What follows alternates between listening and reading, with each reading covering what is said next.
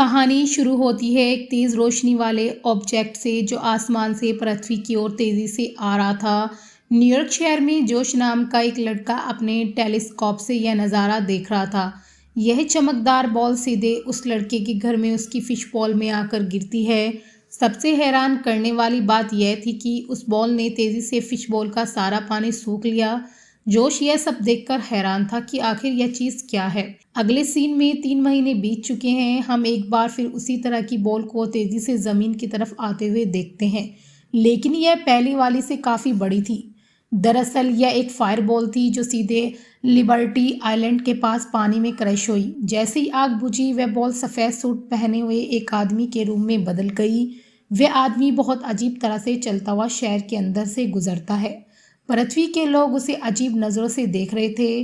तभी सड़क पार करते हुए वह एक कार से ज़ोरदार तरीके से टकराता है। हैरानी की बात यह थी कि उसे कुछ नहीं होता, बस उसका पैर अजीब तरह से मुड़ जाता है। जैसे ही कार के ड्राइवर जोश की माँ उसे बचाने के लिए बाहर आती है, वह आदमी वहाँ से गायब हो जाता है। वह आदमी एक सुनसान जगह पर जाकर खड़ा होता है। हम देखते हैं कि उसका कान एक दरवाजे की तरह खुलता है जिसमें से एक छोटा सा आदमी बाहर निकलता है। वह एक रस्सी की मदद से सफ़ेद कपड़े वाले आदमी के पैर पर आता है।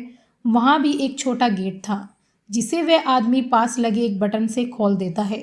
अंदर उसे बहुत सारे वायर खराब मिलते हैं और वह छोटा आदमी उसके पैर के वायर ठीक करना शुरू कर देता है। इसी दौरान पैर को कंट्रोल करने वाले आदमी उसके दिमाग के कंट्रोल रूम के पास जाता है। यह सब देखकर हमें पता चलता है कि यह कोई आदमी या एलियन नहीं है, बल्कि यह तो पूरी की पूरी एक स्पेसशिप है। इसे छोटे आदमियों वाले एलियंस का एक ग्रुप कंट्रोल कर रहा है। हमें पता चलता है कि इस शिप के सभी क्रू मेंबर्स को नंबर से बुलाया जाता है। क्रू नंबर 1 शिप का कैप्टन जो मुख्य रूप से सामने नज़र आता है। क्रू नंबर 2 उसका असिस्टेंट जो आने वाले समय में कैप्टन बनने वाला है। Crew number 3 system in charge. Ship का कैप्टन इसे कमांड बैग से कंट्रोल करता है। शरीर के हर हिस्से को कंट्रोल करने वाले के लिए छोटा एलियंस तैनात थे जो हर काम की रिपोर्ट कैप्टन को देते थे। पीछे की तरफ सिस्टम इंजीनियर कैप्टन को बताता है कि एक्सीडेंट की वजह से शिप ठीक से काम नहीं कर रही है, लेकिन पृथ्वी के 2-3 दिन के अंदर यह पूरी तरह से ठीक हो जाएगी। शिप का ट्रैकिंग सिस्टम भी खराब हो चुका था। इसी मुश्किल सिचुएशन में कैप्टन मीटिंग बुलाता है। उनकी बातों से पता चलता है कि वे लोग प्लेनेट नील से आए हैं। उनके ग्रह के संसाधन खत्म होने के कारण उनका ग्रह तबाह होने की कगार पर है। उन्हें पृथ्वी से नमक के साथ पानी की ज़रूरत थी जिससे वे अपने ग्रह को बचा सकें। यही वजह थी कि वे सब बॉल की मदद से एशियन ओशन में पानी और नमक इकट्ठा करने आए थे, लेकिन वह बॉल अब गुम हो गई थी। वही बॉल जिसे हमने जोश के पास देखा था। पता चलता है कि उस बॉल का नाम ऑर्ब था। सभी एलियंस इसी ऑर्ब को ढूंढने के लिए पृथ्वी पर आए हैं। पृथ्वी पर मौजूद नमक नील प्लेनेट को कई सालों तक ऊर्जा दे सकता था, इसलिए उन्होंने पृथ्वी पर आने का फैसला किया था। इधर जोश अपनी खिड़की से उस इंसान जैसे दिखने वाले शिप को देख लेता है और जल्दी से अपनी माँ को बुलाता है। पता चलता है कि जोश की माँ वही लेडी थी जिसकी कार से वे ह्यूमन शिप टकराया था। वे दोनों जल्दी से उस शिप के पास जाते हैं और वह लेडी उस शिप से सॉरी कहने लगती है।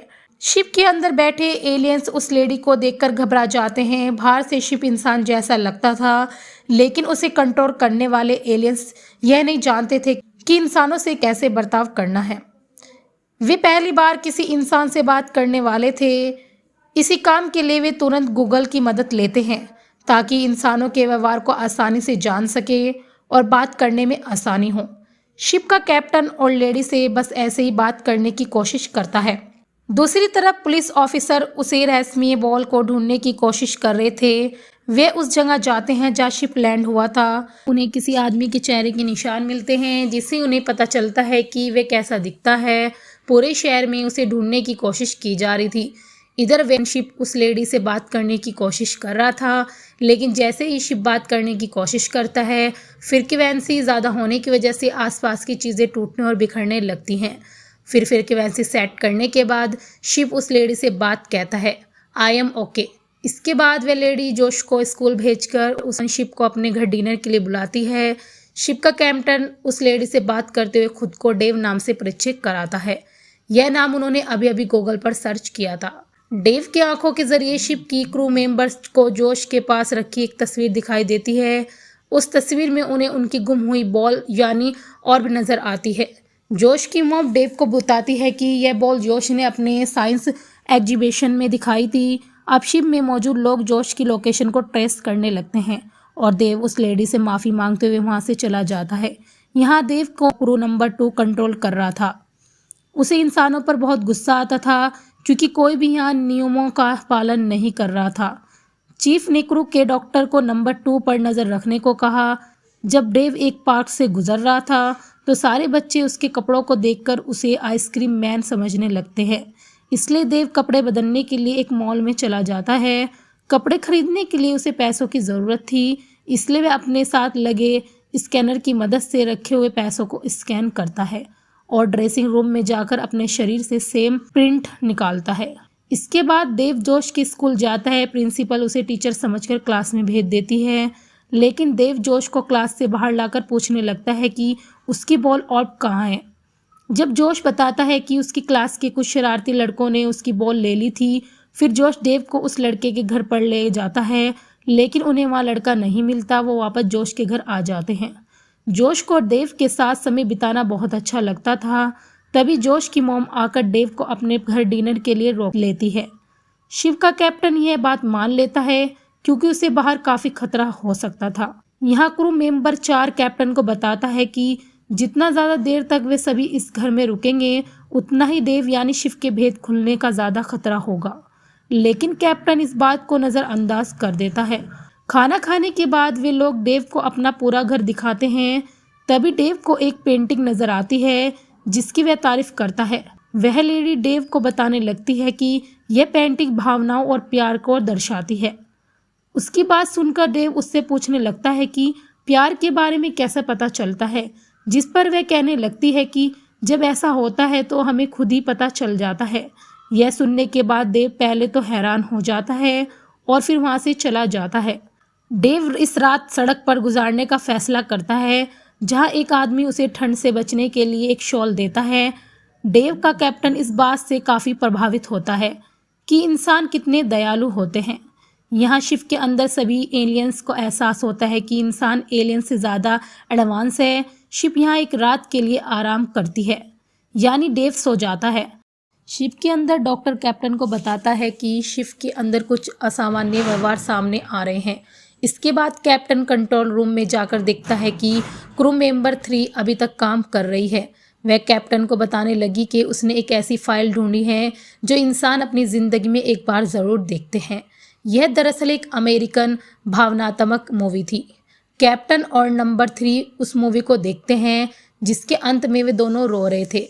इसके बाद कैप्टन और नंबर 3 दोनों नींद पूरी करने के लिए चले जाते हैं। अगले दिन जैसे ही आता है, पता चलता है कि डेव की बैटरी तो सिर्फ 20% ही बची है और पुलिस भी उसे ढूंढ रही थी। हम देखते हैं कि डेव जोश के साथ पार्क में जाता है। वहाँ ट्रेन की सवारी लेने के बाद वह खाने की प्रतियोगिता में हिस्सा लेता है। प्रतियोगिता जीतने पर मिलने वाला सॉफ्ट टॉय वह जोश की मम्मी को देता है। यहाँ से बाहर निकलने पर डेव देखता है कि कुछ बच्चे जोश को परेशान कर रहे थे, इसलिए उन्हें सज़ा देने के लिए डेव उन्हें उल्टा कर देता है। इससे उन्हें ऑर्ब यानी एलियंस की वह बॉल भी मिल जाती है, जिससे देव यानी शिव के अंदर के वह एलियंस बहुत ही ज़्यादा खुश हो जाते हैं और देव जोश की फैमिली को डिनर के लिए बुलाता है। दरअसल वह जोश की मॉम के जन्मदिन को सेलिब्रेट करने के लिए ऐसा करता है, लेकिन क्रू मेंबर 2 कैप्टन की इस बात से मना करता है। वह कहने लगा कि जब हमें अपना ऑर्ब मिल ही गया है तो हमें मिशन पर काम क्यों नहीं करना चाहिए। लेकिन कैप्टन कहता है कि जोश और उसकी माँ ने उस बॉल को ढूंढने में उनकी मदद की है, तो हमें उनके लिए कुछ तो करना चाहिए। इंसानों के साथ रहकर एलियंस के अंदर इंसानों जैसी भावनाएं आती हुई दिखाई दे रही थी। किसी के अंदर एटीट्यूड आ चुका था तो किसी ने अपने शिप के अंदर ही डांस क्लब बना लिया था। लेकिन इधर नंबर 2 के अंदर गुस्सा और भावनात्मकता आ जाता है और नंबर 3 तो बहुत ही अच्छे लुक में तैयार हो जाती है क्योंकि वह कैप्टन के साथ नाचना चाहती थी। लेकिन कैप्टन ऐसा करने से उसे साफ साफ मना कर देता है क्योंकि वह शिव देव को कंट्रोल कर रहा था। इधर देव को भी दिखाया गया कि वे एक पार्टी में उस लेडी जोश की मॉम के साथ डांस कर रहा था। यह देखने के बाद नंबर 3 उस कैप्टन से दुखी होकर वहां से चली जाती हैं। लेकिन इधर शिव के बाहर पुलिस देव को गिरफ्तार कर लेती है।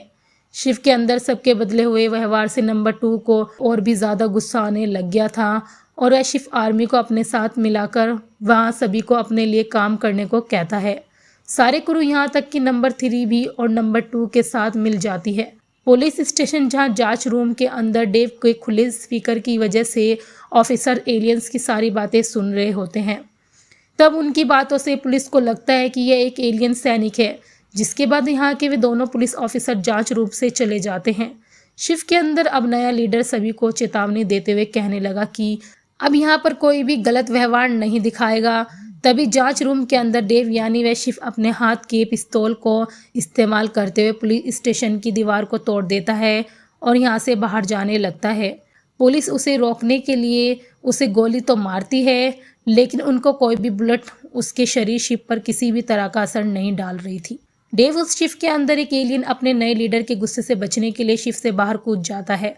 हम देखते हैं कि नंबर 2 जोश में आकर अपने काम को अंजाम देता जा रहा था, जिससे अब जाकर नंबर 3 को मिशन खराब होने की चिंता हो जाती है। इसलिए वे जल्दी से अपने असली कैप्टन नंबर 1 को छुटकारा दिलवा लेती है, लेकिन वे दोनों उनके हाथों पकड़े जाते हैं और उन दोनों को बाहर निकाल दिया जाता है। वे छोटे एलियन इंसानों से बचने की कोशिश करने लगते हैं। तभी दोनों लड़ते हुए एक प्लास्टिक बैग को देखते हैं और वैसे हॉट एयर बैलून की तरह इस्तेमाल करके शिप तक पहुंचने की कोशिश करते हैं। लेकिन वे बैग एक बस के शीशे पर जाकर फंस जाता है। वहां लगा वाइपर एक लॉन्चर का काम करता है और वह सीधा उन दोनों को देव पर फेंकता है।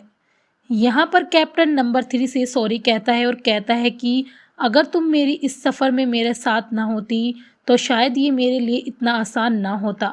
इसी दौरान वे दोनों देव के अंदर शिव के अंदर चले जाते हैं। यहाँ देव शिव एक कार को रोकती है ताकि उसका समय के साथ ऊर्जा बर्बाद ना हो और उसे लिबर्टी आइलैंड जाने के लिए कहता है। दूसरी तरफ जोश अपनी माँ से कहता है कि देव ऐसे बुरे काम नहीं कर सकता और हमें उसके पीछे जाकर उसकी मदद करनी चाहिए। यहाँ पुलिस स्टेशन के अंदर पुलिस को वह छोटा एलियन भी मिल जाता है जिसने देव शिव वाले कान के अंदर से छलांग लगाई थी, जिसे देखकर वह देव का पीछा करने का आदेश देता है। यहाँ लिबर्टी आइलैंड पर जाकर नया कैप्टन देव को आदेश देते हुए कहने लगा कि वह बॉल ऑर्ब को पानी में गिरा दे ताकि वे वहाँ से समुद्री नमक को इकट्ठा कर सकें। लेकिन ऐसा करने से पहले ही वहाँ पर पहला कैप्टन भी आ जाता है और वह देव को ऐसा करने से रोक देता है। यहाँ देव के अंदर मौजूद सभी लोगों को बताया जाता है कि कैप्टन ने 2 बार से कंट्रोल ले लिया है, जिससे सारे के सारे क्रू मेंबर्स उसकी बात मान लेते हैं। लेकिन यहाँ पर शिव की ज़मीन पर गिरने से उसके हाथ से वह बॉल वाला ऑर्ब भी गिर जाता है और फिसलता हुआ पानी में चला जाता है और अब जो नहीं होना चाहिए था वही हो जाता है। वह ऑर्ब तेज़ी से पूरे ओशन का सारा पानी अपने अंदर सोखने लग जाता है, जिससे कैप्टन रोकने की काफ़ी कोशिश करता है। लेकिन इस काम के लिए काफ़ी ऊर्जा की ज़रूरत पड़ने वाली थी, जो कि उसके पास नहीं थी। अब यहाँ पर वे पृथ्वी को बचा सकते थे या फिर अपने प्लेनेट पर वापस जा सकते थे। तब कैप्टन अपने क्रू से पृथ्वी को बचाने की इजाज़त लेता है, जिस पर सारे के सारे सहमत हो जाते हैं क्योंकि उन्होंने पृथ्वी से बहुत कुछ सीख लिया था। दूसरों के साथ कैसे रहा जाता है, उनसे प्यार कैसे किया जाता है। इसी के साथ देव अपनी सारी ऊर्जा को इस्तेमाल करते हुए पृथ्वी को बचा लेता है। लेकिन पता चलता है कि यहाँ पर तो देव की शक्ति ही खत्म हो गई है। इतनी ही देर में वहाँ पर पुलिस भी आ चुकी थी। यहाँ पर जोश भी पुलिस के साथ था, मगर वह जल्दी से पुलिस का टेचर इस्तेमाल करते हुए देव को चार्ज कर देता है और जैसे ही देव चार्ज हो जाता है तो उसका मुंह किसी दरवाजे की तरह खुल जाता है, जिसमें से कैप्टन और नंबर 3 निकलकर बाहर आते हैं और वह पुलिस को अपने बारे में सब कुछ बता देते हैं। हम किसी और प्लेनेट से अपनी ऊर्जा संसाधन ले लेंगे, लेकिन पृथ्वी को नुकसान नहीं पहुंचाएंगे। तब ये बात सुनकर पुलिस उसके दूसरे एलियन को उनके शिप में रख देती है, वही एलियन जो डरकर शिप से कूद गया था।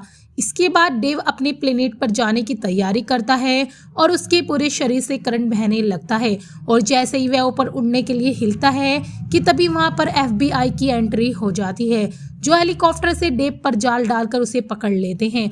और अब जैसे ही ऑफिसर उनके पास आने वाले थे, शिप के सारे क्रू मेंबर शिप के यानी लाइफ पोर्ट में इकट्ठे हो जाते हैं, जो कि देव का जूता था। और वे उस जूते में लगा हुआ रॉकेट को शुरू करते हुए वहां से चले जाते हैं और यहाँ सबके सामने शिव के साथ नंबर 2 रह जाता है जिसे वे लोग छोड़ गए थे। यह लाइफ बोट में कैप्टन नंबर 3 को प्रपोज करता है और इसी के साथ यह मूवी कहानी यहीं पर खत्म हो जाती है।